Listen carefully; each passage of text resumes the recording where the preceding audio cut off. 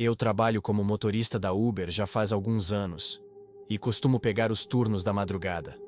As ruas são mais tranquilas e as gorjetas são melhores. Mas tem um preço. De vez em quando, algo acontece que simplesmente fica com você. Essa é uma dessas vezes. Sempre me considerei cuidadoso. Já lidei com passageiros estranhos, bêbados, drogados. Mas nada chegou perto disso. Essa foi a única noite que me fez decidir instalar uma câmera no carro. A noite começou como qualquer outra. Eu dirigindo sozinho, ouvindo os pequenos barulhos do meu velho carro. Ele é surrado, mas nunca me deixou na mão. As ruas estavam completamente vazias, do jeito que eu gosto. Por volta das 2 da manhã, recebi uma chamada de um posto de conveniência ali perto. Parecia normal, mas assim que aceitei a corrida, senti um aperto no estômago. Uma sensação estranha, que não dava para explicar. Quando cheguei perto, entendi o porquê. O posto estava fechado, totalmente escuro. Nenhum carro no estacionamento. Nem parecia que havia alguém lá, mas tinha. Um homem andava de um lado para o outro em frente ao posto. Vestia um moletom imundo e rasgado, com um buraco enorme na manga. Se mexia de forma nervosa, agitada. Não parava de olhar para os lados, como se estivesse sendo seguido. Se eu tivesse que adivinhar, diria que ele estava sob efeito de alguma coisa. Naquele momento, eu quase cancelei a corrida. Cheguei a deixar o dedo sobre o botão, mas, por algum motivo, não cancelei. Destravei as portas e ele entrou no banco de trás, sem dizer uma palavra. Me arrependi assim que tirei o pé do freio. A maioria das pessoas mexe no celular ou olha pela janela, mas ele ficou me encarando pelo retrovisor, sem piscar, sem desviar o olhar, apenas olhando direto para mim. Tentei não encarar de volta, mas era inevitável às vezes. O olhar dele era de raiva, frio. Para quebrar o silêncio, liguei o rádio. Nem lembro qual estação coloquei. Ele reagiu na hora. Com a voz rouca e profunda disse: "Desliga isso." O tom não deixava espaço para discussão. Desliguei. Só isso. Fiquei quieto. Apertei o volante com mais força. Seguimos em silêncio por alguns minutos. Eu torcia para ele ficar calado até o destino. Mas aí, ele falou. Me perguntou: "Você já pegou alguém que não devia antes?" A pergunta me pegou de surpresa. Ri de nervoso e disse: "Bom, espero que não." Ele não riu, nem reagiu. Só murmurou alguma coisa que não conseguia entender. Depois começou a contar uma história. Disse que já tinha trabalhado como motorista da Uber, mas largou tudo depois que alguns moleques roubaram coisas do carro dele. A fala dele era arrastada, difícil de entender. Mas o que mais me chamou a atenção foi que ele sorria o tempo todo enquanto falava. Um sorriso estranho, inquietante. No fim, ele disse: "Engraçado como a gente confia em quem está sentado bem atrás da gente, né?" Aquilo me deu um calafrio. Foi ali que deixei de vê-lo como só um maluco. Comecei a vê-lo como uma ameaça real. Faltava pouco para o destino, mas a tensão só aumentava. Ele começou a murmurar, como se estivesse falando sozinho. Dizia coisas como: "Eu não queria fazer isso, desculpa", e repetia isso várias vezes. Eu não respondi. Só mantive os olhos na estrada, com o coração acelerado. Quando estávamos a poucos quarteirões do ponto final, ele gritou comigo, dizendo que eu tinha errado o caminho. O GPS mostrava claramente que eu estava certo. Mas mesmo assim, eu parei o carro. Por medo. Assim que encostei, luzes apareceram atrás de mim. Era uma viatura da polícia. Aquela luz iluminou meu carro por alguns segundos. Quando olhei pelo espelho, o homem estava se abaixando no banco, tentando se esconder. Deitou completamente, os olhos fechados. Fiquei parado, quieto, fingindo que nem vi. Ele ficou naquela posição por um tempo que parecia interminável. Depois, levantou a cabeça e disse: "Você teve sorte." E antes que eu fizesse qualquer coisa, abriu a porta e sumiu na escuridão. Eu encerrei meu turno na mesma hora. Fiquei abalado. Não conseguia parar de pensar nisso. Algumas semanas depois, vi uma notícia no celular. Um posto de conveniência, a 2 quarteirões de onde peguei aquele cara, havia sido assaltado naquela mesma noite. Desde então, não consigo tirar isso da cabeça. Eu deixei um criminoso entrar no meu carro. E se ele tivesse decidido fazer alguma coisa comigo? Eu não sei o que me salvou naquela noite. Talvez aquele carro da polícia. Talvez sorte. Mas depois daquilo, nunca mais olhei para esse trabalho da mesma forma.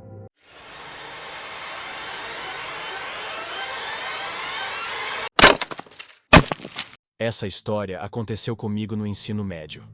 Na época, eu ainda morava com meus pais.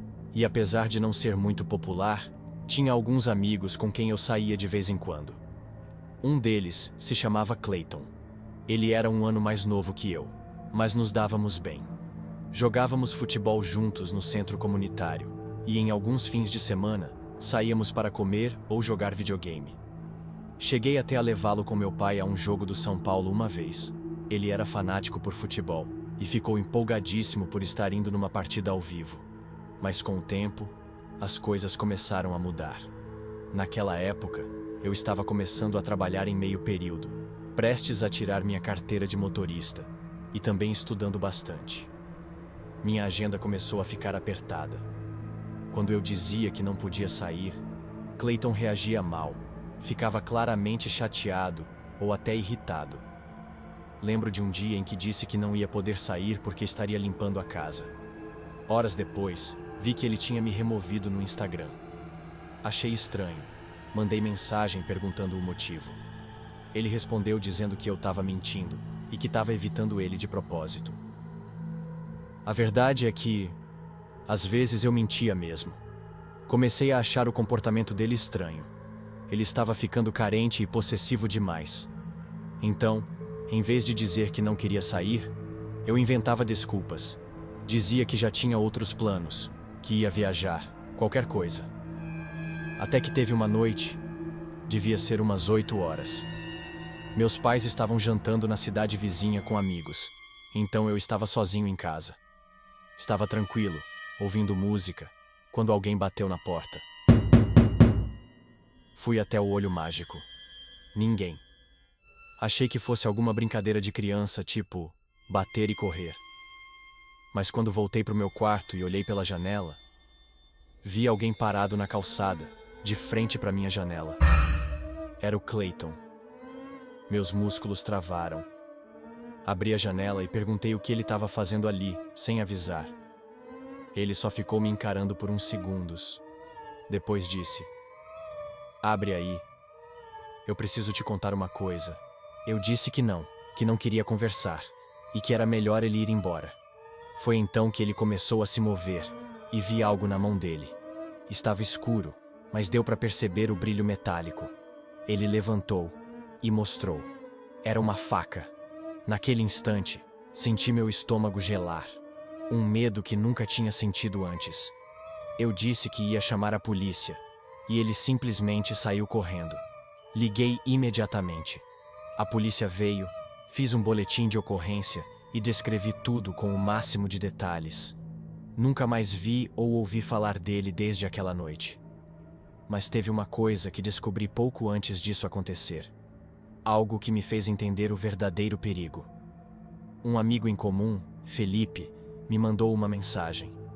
Disse que a ex-namorada do Clayton estava passando por um momento muito difícil, porque ele havia colocado uma faca na garganta dela e a forçado a fazer coisas horríveis. Foi aí que eu entendi. Ele não era apenas desequilibrado. Ele era perigoso. Ele era um predador. Tive sorte. Sorte de ter cortado o contato. Sorte de ele não ter feito algo pior naquela noite.